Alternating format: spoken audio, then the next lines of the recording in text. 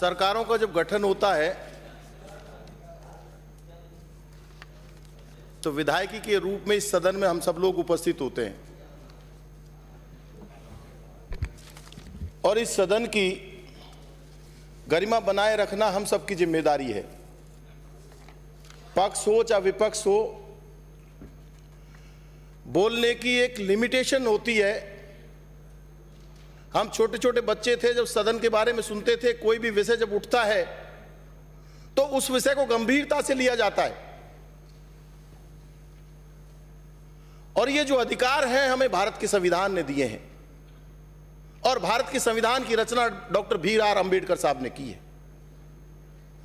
उनकी भावनाओं को ध्यान में रखते हुए सरकार अपनी सरकार चलाने का काम करती है। राजस्थान सरकार के मुखिया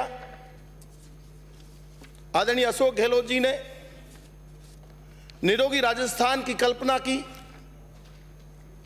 और इस बात की चिंता की कि कोई व्यक्ति गरीब जब बीमार पड़े तो उसके इलाज के लिए किसी साहूकार के पास नहीं जाना पड़े।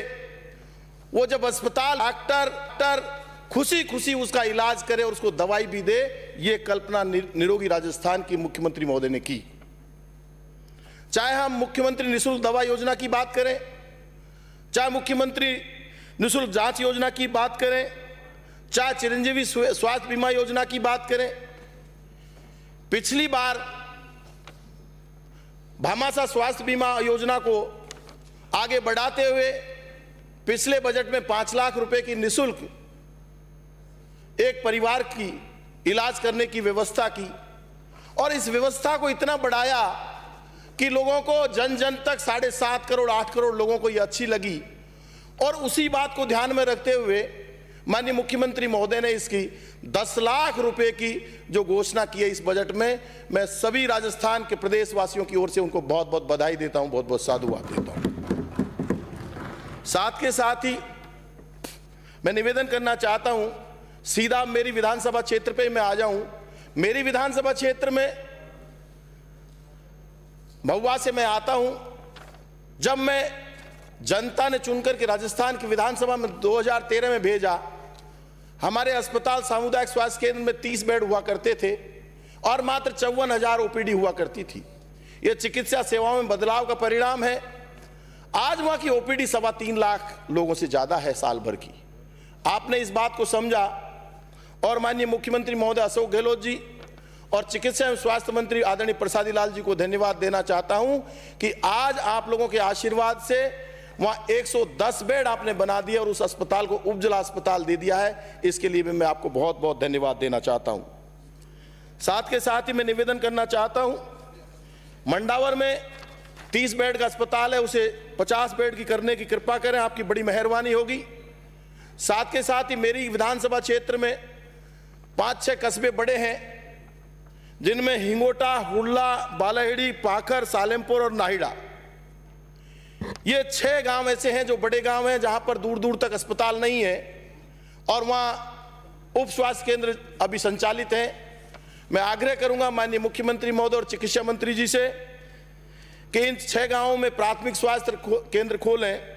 नाहिड़ा तो एक ऐसा गांव है जहां गुर्जर समाज का बहुत बड़ा आस्था का केंद्र बाबू महाराज का है। वहां पर लाखों लोग मेले में आते हैं, बहुत बार पहलवान आते हैं दूर दूर से, कई बार स्वास्थ्य की चिंता होती है, कई बार बीमार हो जाते हैं, कई बार चोट लग जाती है। ऐसी स्थिति में मैं यही मांग करूंगा कि नाहिड़ा के बाबू महाराज के मंदिर के आसपास एक प्राथमिक स्वास्थ्य केंद्र खोलें।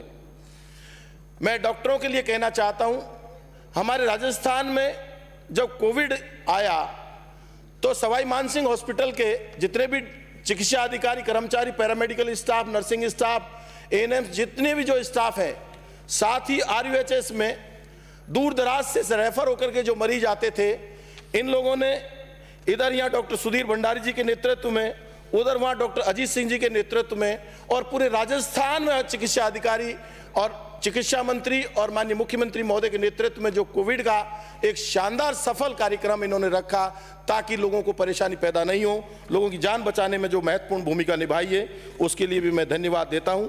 और साथ के साथ ही अंत में मैं ये कहना चाहता हूं, जिस व्यक्ति के पास मैं प्रसादी लाल जी के लिए कहना चाहता हूं, बहुत धीर गंभीर व्यक्ति हैं, अच्छे व्यक्तित्व के धनी हैं। मैं इनके लिए कहना चाहता हूं, जिस व्यक्ति के पास सहन शक्ति के साथ साथ शक्ति हो तो उस व्यक्ति का कोई मुकाबला नहीं है, इसलिए वो भी आभार के पात्र हैं। साथ के साथ ही अंत में मैं ये कहना चाहता हूं, कांग्रेस के जन घोषणा पत्र में ये दिया गया था कि जितने भी चिकित्सा में संविदा कर्मी लगे हुए हैं वो आज 4 साल, लगभग 3 साल, 3.5 साल बीतने आ रही है, वो इस बात को आस लगाए बैठे हैं।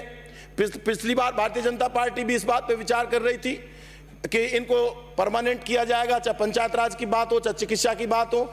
मैं माननीय मुख्यमंत्री महोदय, चिकित्सा मंत्री महोदय, सभापति महोदय, आपके माध्यम से निवेदन करना चाहता हूं, वो बहुत गरीब लोग हैं जो 7-7, 8-8 हज़ार की नौकरी करते हैं, उनका पेट पालन नहीं होता, उनको जल्दी से जल्दी परमानेंट किया जाएगा तो मैं समझता हूं इससे बड़ा पुण्य का कार्य और कोई हो नहीं सकता। साथ के साथ ही अंत में ये कहना चाहता हूं, आंसू ना होते तो ये आंखें इतनी खूबसूरत ना होती, आंसू ना होते तो ये आंखें इतनी खूबसूरत ना होती। अगर मिल जाता एक ही बजट में तो अगर मिल जाता सब कुछ एक ही बजट में तो अगले बजट के इंतजार ना होती। फिर भी मैं ये कहना चाहता हूं, ये बजट जिस तरह से इम्प्लीमेंटेशन की बात कर रहे हैं शानदार है। मेरे यहाँ कन्या महाविद्यालय खोली गई है, एग्रीकल्चर महाविद्यालय खोली गई, उनकी जमीन के लिए अधिकारियों ने जाकर मीटिंग्स करना शुरू कर दिया है, आगे बातें बढ़ाना शुरू कर दिया है। मैं सम्माननीय प्रिंसिपल सेक्रेटरी फाइनेंस साहब से भी मिला और उनको भी मैंने आग्रह किया तो उनका यही कहना था कि हम 2 महीने के अंदर अंदर जितनी चीजें हैं उनको इंप्लीमेंट करने की प्रक्रिया शुरू करके और इस बजट को 31 मार्च 2023 तक पूर्णतया इंप्लीमेंट करने की कोशिश करेंगे। इनके पूरे वित्तीय विभाग की टीम, माननीय मुख्यमंत्री महोदय और सभी साथियों को मैं बधाई देता हूं और इनके काम की प्रशंसा करता हूं। बहुत बहुत धन्यवाद। जय हिंद, जय सर समाज।